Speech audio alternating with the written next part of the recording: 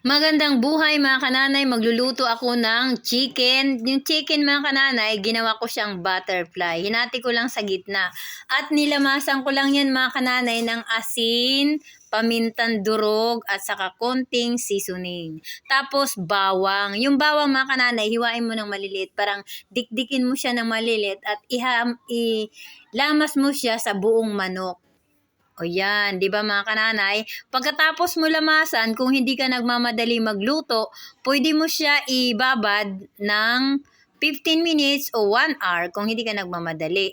Pero kung gusto mo nang lutuin, pwede mo na sa iluto kaagad. Ayan na nga mga kananay, pinirito ko na ang manok.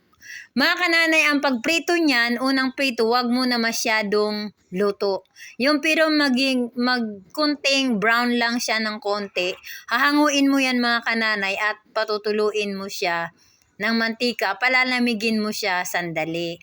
Tapos yung mantika mga kananay na pinagprituhan mo sa kanya una, lilinisin mo yan, tatanggalin mo yung mga nasunog-sunog ng konti na may bawang, yan, tatanggalin mo yan. Tapos, pagka natapos mo nga matanggal yan mga kananay, yung mantika na pinagprituhan mo na nilinis mo na ng mga bawang na durog-durog na sunog-sunog, ipapakuluan mo yan ulit. Isasalang mo ulit ang mantika, paiinitin mo siya. Yun talagang mainit na mainit mga kananay. Pag nainit na nga yung mantika, yung manok mga kananay na hinango mo, ayan, katulad yan, di ba? Pakukuluan mo ng mantika.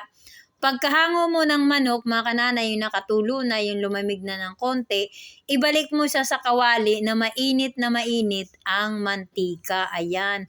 Kailangan ang mantika dyan, mga kananay, mainit para medyo juicy sa loob at malutong sa labas. Ayan, mga kananay, o, diba? Pangalawang prito mo na yan ha, kailangan malakas ang apoy. At dahan-dahan ka rin, baka maligo ka ng mantika. Joke lang. Masarap yan mga kananay pag naluto. Diyos ko day, para makalimutan nyo kung saan ang pintuan ng bahay nyo. Ayun na nga yun, di ba mga kananay? Simpleng luto lang yan, lutong bahay. Pwede mo na yan mga kananay panghanda sa handaan kung gusto mo. Kung wala kang ibang maisip, pwede mo yan ihanda. Basta ang pagprito mo lang, ayusin mo lang. At saka ang paglamas mo ng mga ingredients, kumplituhin mo lang. Ilamas mo talagang mabuti.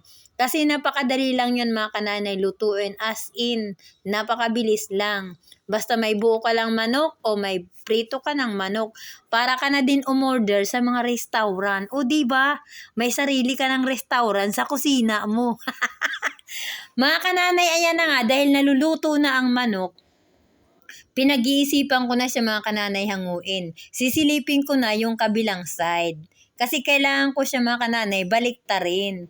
Para baliktaran mga kananay, pantay yung pagkaluto niya. Oh, ayan, 'di ba? Golden brown na. Ibig sabihin mga kananay, luto na yung kabilang side.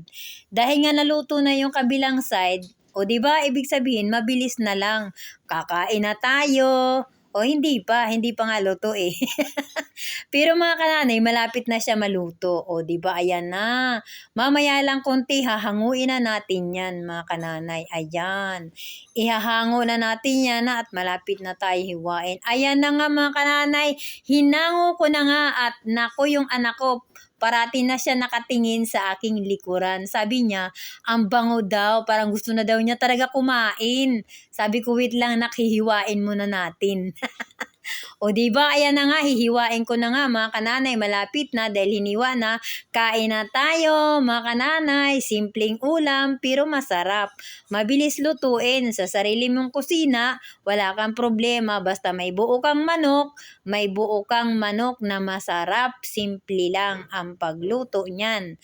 Bye-bye mga kananay, love you, enjoy, salamat po sa panonood, thank you so much. Bye-bye, bye-bye, ang manok na sariling luto sa bahay, simple lang pero masarap mga kananay yan. Subukan nyo po lutuin yan kung hindi po kayo nagmamadali, kaya napakabilis lang naman yan.